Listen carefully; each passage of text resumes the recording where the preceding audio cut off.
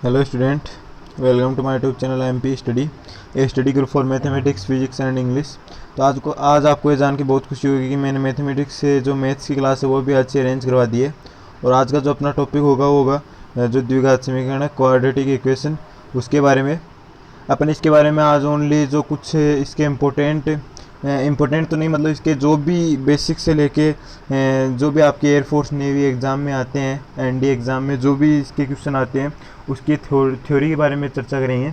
और फिर next video में अपन इसके ऊपर क्वेश्चंस की एक सीरीज़ भी लाएंगे जिसमें आपको सोल्व क्वेश्चन मिलेंगे और उनको मैं एक्सप्लेन करूँगा आपके सामने।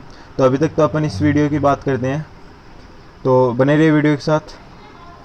हाँ, तो अपन जब भी क्वाड्रेटिक इक्वेशन की बात आती है तब आपके दिमाग में दो चीज़ें आती होंगी, यानी द्विघात समीकरण या फिर द्विघात व्यंजक होते हैं। तो अगर मैं छुपा लूँ यहाँ पे कि द्विघात समीकरण द्विघात व्यंजक, तो आप इसको मेरे हिसाब से पहचान नहीं कर पाओगे। और अगर पहचान कर पा रहे हैं तो अच्छी बात है। तो अगर अपन देखें कि x square plus b x plus c equal to zero अगर दिख जाए, जहाँ पे a not equal to zero, and y equal to x square plus b x plus c दिख जाए जहाँ पे भी a not equal to zero है, तब आपको यह पहचान करना मुश्किल हो जाएगा कि द्विघात समीकरण कौन सा है और द्विघात व्यंजक कौन सा है। तो इसके लिए आपको एक शानदार ट्रिक बता दूं मैं कि यहाँ पे ए वाई इक्वल्स टू जो भी दिख जाता है ना, वो द्विघात व्यंजक होता है, क्योंकि इसमें समीकरण का पक्ष ही नहीं है, इसमें दो क्या है, दो अचर हैं।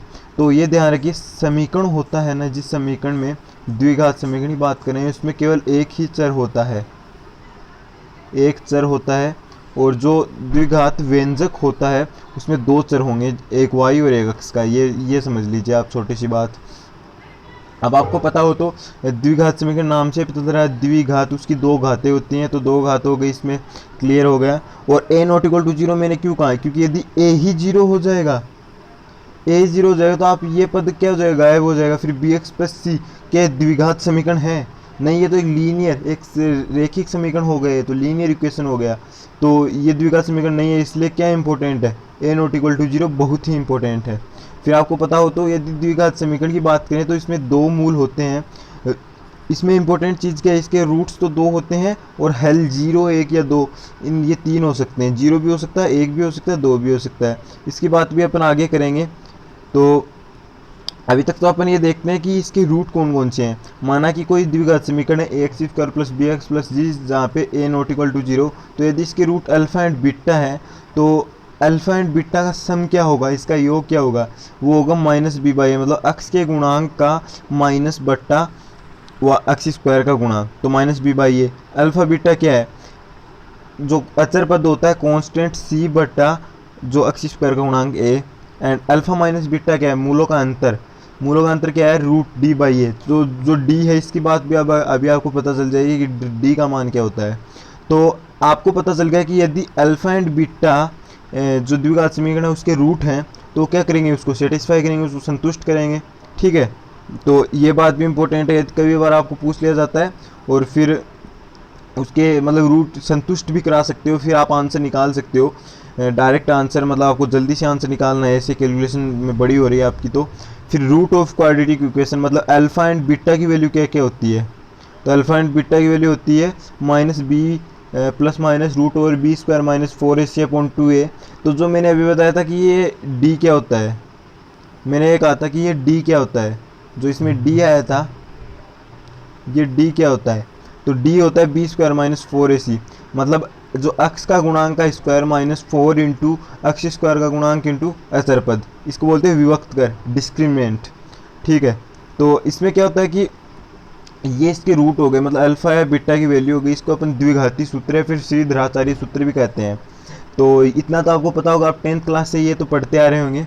तो मैं बिना मतलब कि मतलब कोई बात नहीं इसमें नहीं होगी कि आपको जो गुणनखंड विधि से डायरेक्ट आपको कोई भी क्वेश्चन आ जाए ना, तो द्विघाती सूत्र इससे कर लेना, इससे आंसर आ जाएगा, कुछ ज़्यादा टाइम भी नहीं लगेगा।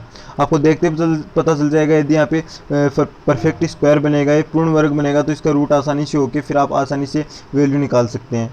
तो कोई दिक्कत ही नहीं होगी इसमें। ये मेरे हिसाब से सबसे उपयुक्त विधि है जो द्विघाती सूत्र है वो। अब आपको पता हो तो जो द्विघाती समीकरण होता है उसकी जो शेप होती है वो किस में होती है, क्वाड्रेटिक इक्वेशन, सॉरी जो शेप होती है वो पैराबोलिक होती है, परवलयाकार। मतलब द्विघाती समीकरण तो नहीं बोल सकते, मतलब द्विघाती व्यंजक होगा यहाँ पे। व्यंजक की होती है वो परवलयाकार होती है, क्योंकि व्यंजक में y इक्वल्स टू समथिंग होता है। तो x यानी y, आपको पता हो तो जो पैराबोला होता है, जो परवलय होता है, उसमें क्या होता है, उसकी पहचान यही तो होती है कि उसमें दो मतलब क्या होंगे, वेरिएबल होंगे, x है और y है।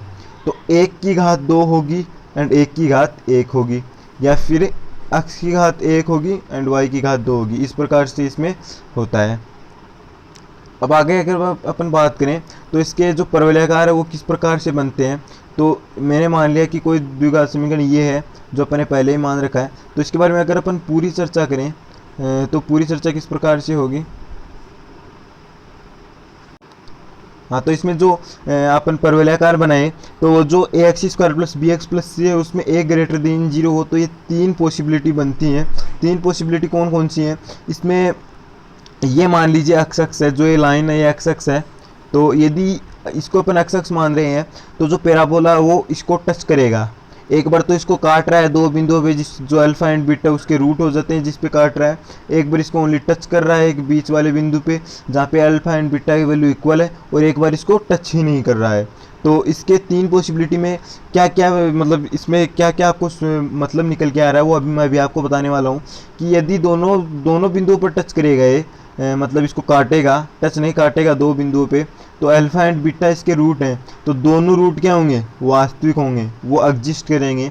उनकी वैल्यू 1 2 रूट 3 इस प्रकार से होगी, मतलब कुछ वैल्यू होगी उनकी, काल्पनिक नहीं, रियल नंबर। तो आप जानते हो कि रियल नंबर में होगा वो पूरा सेट। और ये कब पॉसिबल है, ये डी ग्रेटर देन 0 पे पॉसिबल है, क्योंकि मैंने आपको बताया था जो द्विघाती सूत्र है वो अभी मैं आपको फिर से दिखाऊं।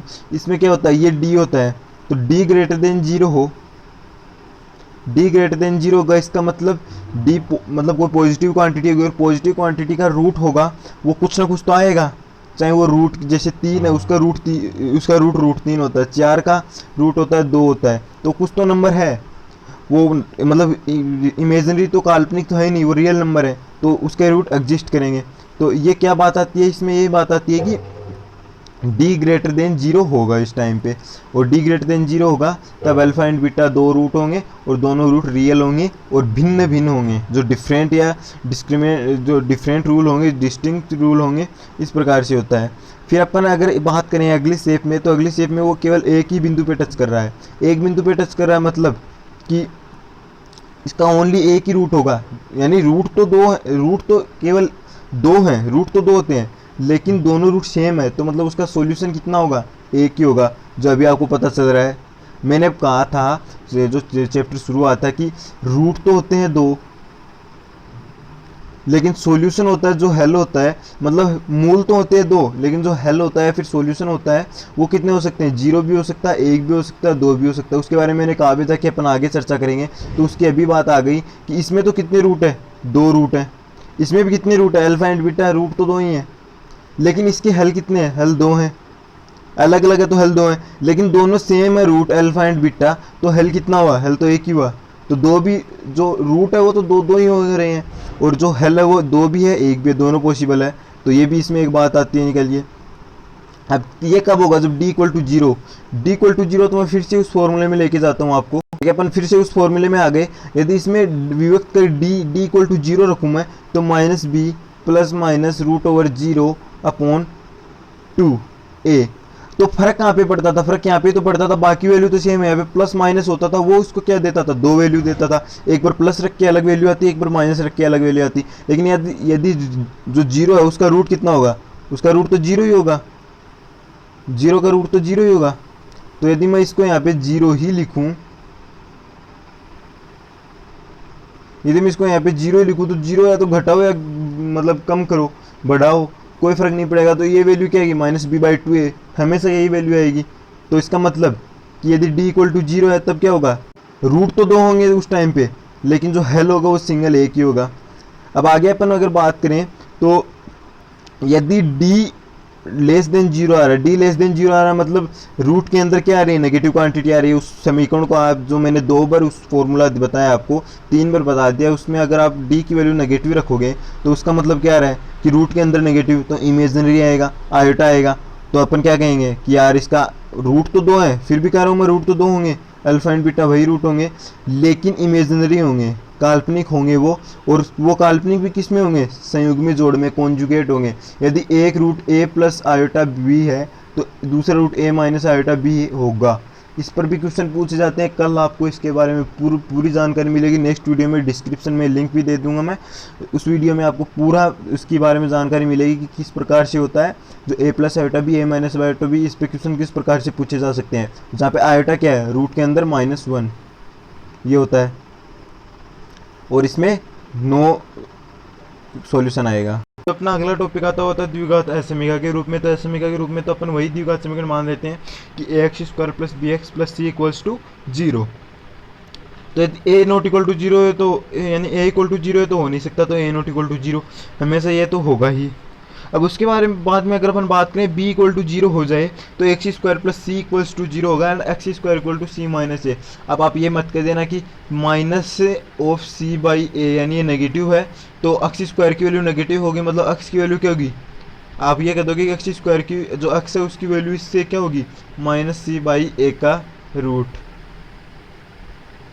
तो आप ये मत कर देना, ये बिल्कुल भी सही नहीं है, क्योंकि यहाँ पे जो c है या फिर a है उसका अपने को पता नहीं है कि माइनस में है या प्लस में है। यदि c की वैल्यू नेगेटिव में होगी तो माइनस माइनस क्या हो जाएगा, प्लस हो जाएगा, तो ये प्लस में आ जाएगा। या फिर a की वैल्यू नेगेटिव में होगी तो माइनस और माइनस क्या हो जाएगा, प्लस हो जाएगा। तो ध्यान रखना, ठीक है। उसके बाद में यदि c इक्वल टू 0 हो जाए तो x² मतलब आपको ये पता चल जाएगा x की वैल्यू एक तो 0 होगी, एक होगी -b बाई ए। और अगर आपको द्विघात जो असमीका के रूप में बताऊँ मैं आपको, तो ax² plus bx plus c equals to 0 है, उसमें x के प्रत्येक मान को अगर ये समीकरण संतुष्ट कर रहा है, मतलब a इक्वल टू 0 होगा, b इक्वल टू 0 होगा एंड c इक्वल टू 0 होगा, ये होता है इसका असमीका रूप, यानी a equal to b equal to 0, c equal to 0। तो ये तब होगा जब यदि x के प्रत्येक मान को क्या करे, संतुष्ट करे। अब आगे आता है यदि दो द्विघात समीकरण होते हैं जिनकी क्या वैल्यू हो सकती है, क्या होते हैं, a1x² plus b1x plus c1 equal to 0, a2x² plus b2x plus c2 equals to 0, कि दोनों रूट अगर सेम हो, दोनों रूट सेम होना तो a1 बटा a2 मतलब इनके जो मतलब गुणांक बोल सकते हैं अपन, वो क्या होंगे, समानुपात में होंगे। तो a1 बटा a2 बराबर b1 बटा b2 बराबर c1 बटा c2 होंगे। तो जो अपने बात ये पहले भी कर ली कि क्वाड्रेटिक इक्वेशन के रूट होते हैं, जो मूल होते हैं वो दो हो सकते हैं, दो ही होंगे, लेकिन जो हल होते हैं वो 0 भी हो सकता है, 1 भी हो सकता है, 2 भी हो सकता है, ठीक है, जिसका अपने डिफाइन भी कर लिया जिसको। तो thanks for watching, we will meet in the next video with the series of questions of quadratic equation. तो जैसा कि आपने देख लिया, अपन जो क्वाड्रेटिक इक्वेशन है उसकी क्वेश्चंस की एक सीरीज़ लाएंगे जिसमें आपको 30-35 क्वेश्चन देखने को मिलेंगे, सोल्व क्वेश्चन होंगे, और उसको मैं एक्सप्लेन करूँगा पूरी तरह से जिससे आपको समझ में आ जाए।